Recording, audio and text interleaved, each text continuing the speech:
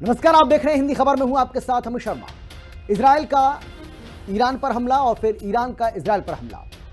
सबसे पहले ईरान का इजराइल पर सबसे बड़ा हमला, क्योंकि पहले इजराइल की तरफ से हमला किया गया और उसके बाद बदले की कार्रवाई की गई ईरान की तरफ से। और यह कहा जा रहा है, जो पहले यह कहा जा रहा था कि इजराइल ने ईरान पर अब तक का सबसे बड़ा हमला किया है, तो अब इसका उल्टा हो गया है। अब यह कहा जा रहा है कि ईरान का इजराइल पर सबसे बड़ा हमला। देर रात मिसाइल हमलों से दहरा है इजराइल और ईरान ने 200 से ज्यादा मिसाइलों से यह हमला किया है। ईरान के प्रमुख ठिकानों पर इजराइल की एयर स्ट्राइक और इस एयर स्ट्राइक में ईरान को भारी नुकसान हुआ, जिसके बाद देर रात ईरान ने लगभग 200 से ज्यादा बैलिस्टिक मिसाइलें इजराइल के ऊपर दाग दी, जिसने इजराइल के तेल अमीर सहित कई रिहायशी इलाकों को नुकसान पहुंचाया। ईरान के इस हमले में इजराइल के लगभग 50 से ज्यादा लोग घायल हुए, जबकि एक शख्स की मौत हो गई और यह आंकड़ा लगातार बढ़ रहा है। तो वहीं ईरान के इस हमले के बाद आईडीएफ ने बिल्कुल साफ कह दिया कि ये हमला नागरिकों पर हमला है, इजराइल इसे कतई बर्दाश्त नहीं करेगा। आईडीएफ की ईरान को 2-2 ईरान के मिसाइल अटैक का वीडियो जारी। हमारे नागरिकों पर हमला बर्दाश्त नहीं है, नागरिकों पर न हमला करने दिया न करने देंगे। इजराइल का यलगार हुआ तगड़ा पलटवार। इस हमले के कुछ ही घंटे बाद इजराइल के जंगी विमानों ने हवा में उड़ान भरी और ईरान की तरफ रुख किया, जिसके बाद ईरान पर इजराइल ने मिसाइलों के जरिए पलटवार की शुरुआत कर दी। ईरान ने इजराइल के इस हमले का भी तुरंत पलटवार करते हुए दोबारा लगभग 150 बैलिस्टिक मिसाइलों से हमला कर दिया। इजराइल का बदला दहला देगा। ईरान इस हमले के बाद अब ये तय है कि इजराइल पलटवार करेगा, लेकिन ये पलटवार ईरान के लिए कितना घातक होगा, इसके लिए थोड़ा इंतजार करना होगा, क्योंकि इजराइल के रक्षा मंत्री ने साफ कह दिया है कि ईरान ने अब रेड लाइन क्रॉस कर दी है, उसे परिणाम भुगतना होगा। लगभग 30 घंटे के घटनाक्रम की बात करें तो पहले इजराइल ने ईरान पर भीषण हमला किया। ईरान के परमाणु और सैन्य ठिकानों को निशाना बनाया गया। इस हमले में ईरान को भारी नुकसान हुआ। ईरान ने इजराइल पर पलटवार करते हुए 200 से ज्यादा बैलिस्टिक मिसाइलें दागी। प्रमुख रिहायशी इलाकों को निशाना बनाया गया। इजराइल ने तुरंत पलटवार किया, कई मिसाइलों से तेहरान पर हमला कर दिया। ईरान को भारी नुकसान पहुंचा। इजराइल के इस हमले के बाद ईरान ने फिर हमला किया। इजराइल पर लगभग 150 मिसाइलें दाग दी। इजराइल के कई शहरों को नुकसान की खबर सामने आई। तो वहीं अमेरिका भी इस जंग में अब खुलकर इजराइल के साथ खड़ा नजर आ रहा है, क्योंकि ईरान की मिसाइल हमले में अमेरिका के 3rd एयर डिफेंस सिस्टम ने इजराइल की मदद की। यानी ये साफ है कि मिडिल ईस्ट में शुरू हुई ये जंग अब किसी अंजाम तक पहुंचने वाली है, लेकिन वो अंजाम किस देश के लिए कितना घातक होगा, इसके लिए थोड़ा और इंतजार करना पड़ेगा। ब्यूरो रिपोर्ट, हिंदी खबर। वहीं अहमदाबाद प्लेन क्रैश के बाद अब सभी के सामने एक ही सवाल खड़ा है कि इस हादसे के पीछे वजह क्या रही। इस सवाल का जवाब ढूंढने के लिए अब अहमदाबाद हादसे की जांच कमेटी का गठन किया गया है और इस जांच कमेटी की रिपोर्ट 3 महीने में सामने आएगी। इस समिति की अध्यक्षता केंद्रीय गृह सचिव और गृह मंत्रालय के साथ ही भारत सरकार करेगी।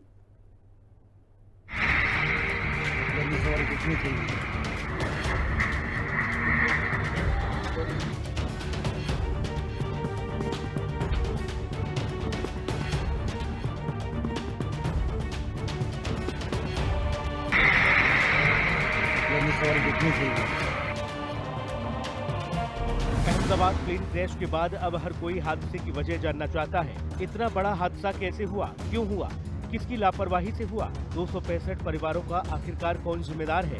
ऐसे कई सवाल लोगों के मन में कौंध रहे हैं। प्लेन क्रैश की जांच अलग अलग एजेंसियों के साथ एटीएस भी कर रही है।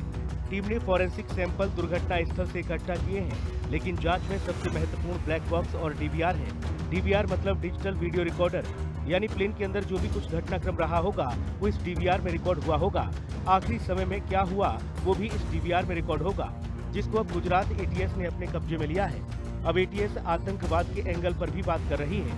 गुजरात एटीएस इस पूरे घटनाक्रम में शामिल हुई है। विमान हादसे में साजिश की एंगल से भी जांच की जा रही है। क्या किसी तरह की कोई आतंकी साजिश का मामला तो नहीं था?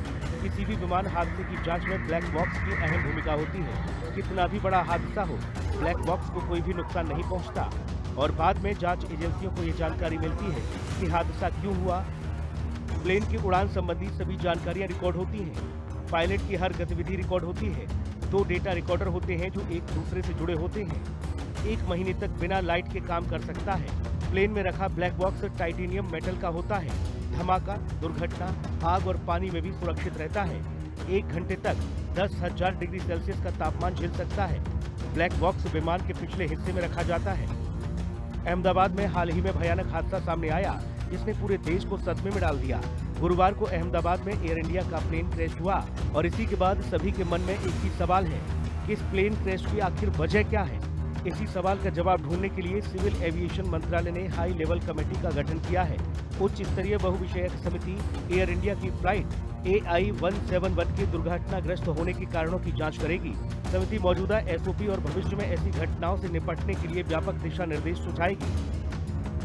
अहमदाबाद में गुरुवार को एयर इंडिया की फ्लाइट AI-171 ने लंदन के लिए उड़ान भरी थी। उड़ान भरने के बाद प्लेन आसमान में महज 625 फीट की ऊंचाई तक ही पहुंच पाया था कि 5 मिनट के बाद ही प्लेन क्रैश हो गया। इस विमान में 242 यात्री सवार थे, जिनमें से सिर्फ एक ही यात्री बच पाया। हादसा इतना भयानक था कि सभी की मौत हो गई। साथ ही हादसे में भारी नुकसान हुआ है। ये प्लेन जाकर सीधा बीजे मेडिकल कॉलेज के हॉस्टल से टकराया। हॉस्टल से इतनी भयानक तस्वीरें सामने आई कि प्लेन से टकराने से सब कुछ तहस नहस हो गया। 65 छात्रों की मौत हो गई। ब्यूरो रिपोर्ट, हिंदी खबर। और चलिए अब बात करेंगे मणिपुर की। मणिपुर में पुलिस, CAPF, सेना और असम राइफल्स के संयुक्त अभियान के दौरान बड़ी सफलता मिली है। घाटी के 5 जिलों के बाहरी इलाकों से हथियारों का जखीरा बरामद हुआ है। इन हथियारों में 151 SLR राइफल, 65 इंसास राइफल, 73 अन्य प्रकार की राइफल और अन्य युद्ध सामग्री बरामद की गई है। एक रिपोर्ट आपको हम दिखाते हैं, देखिए। मणिपुर में 300 से अधिक ऑटोमेटिक हथियार बरामद। पुलिस और सुरक्षा एजेंसियों की बड़ी कार्रवाई। मणिपुर में शांति और सुरक्षा के लिए बड़ा कदम। खुफिया जानकारी के आधार पर मिली सफलता। मणिपुर में अब लौटेगा शांति का दौर। मणिपुर में सुरक्षा बलों को बड़ी सफलता मिली है। सुरक्षा बलों ने 328 हथियार और भारी मात्रा में गोला बारूद बरामद किया है। जब्त की गई इन वस्तुओं में 151 SLR, 65 इंसास राइफल, 73 अन्य राइफल, 5 कार्बाइन, 2 MP5 बंदूकें, 12 हल्की मशीन गन, AK सीरीज की 6 राइफल, 2 अमोघ राइफल, 1 मोर्टार, 6 पिस्तौल, 1 AR-15 और 2 फ्लेयर बंदूक शामिल हैं। सुरक्षा बलों ने इम्फाल घाटी के 5 जिलों से ये 328 से अधिक राइफल समेत बड़ी मात्रा में हथियार और गोला बारूद बरामद किया है। शुक्रवार और शनिवार की मध्यरात्रि खुफिया सूचना पर आधारित एक समन्वित अभियान के दौरान मणिपुर पुलिस, केंद्रीय सशस्त्र पुलिस बल यानी कि CAPF और सेना की संयुक्त टीमों ने बड़ी मात्रा में हथियार बरामद किए हैं। आपको बता दें कि मणिपुर पिछले काफी समय से अशांत चल रहा है। इस बीच हथियारों का जखीरा पकड़ा जाना बेहद महत्व रखता है। मणिपुर में हिंसक गतिविधियों पर नकेल कसने के लिए सुरक्षा बलों की ओर से लगातार अभियान चलाया जा रहा है। ऐसे में इतनी बड़ी संख्या में हथियारों और गोला बारूद का जखीरा मिलना एक बड़ी साजिश को भी उजागर करता है। इन हथियारों से न जाने कितनी तबाही मचती, जिसे सुरक्षा बलों ने अपनी कार्रवाई से रोक दिया। सुरक्षा बलों ने गुप्त सूचना के आधार पर कार्रवाई की और इस बड़े ऑपरेशन को अंजाम दिया। सुरक्षा बलों की तरफ से मई के आखिर से ही एक बड़ा अभियान चलाया जा रहा है, जिसमें कई टीमें शामिल हैं। इससे पहले इस ऑपरेशन के तहत ही 23 संदिग्ध उग्रवादियों को गिरफ्तार किया गया था। इस दौरान भी बड़ी संख्या में हथियार बरामद किए गए थे।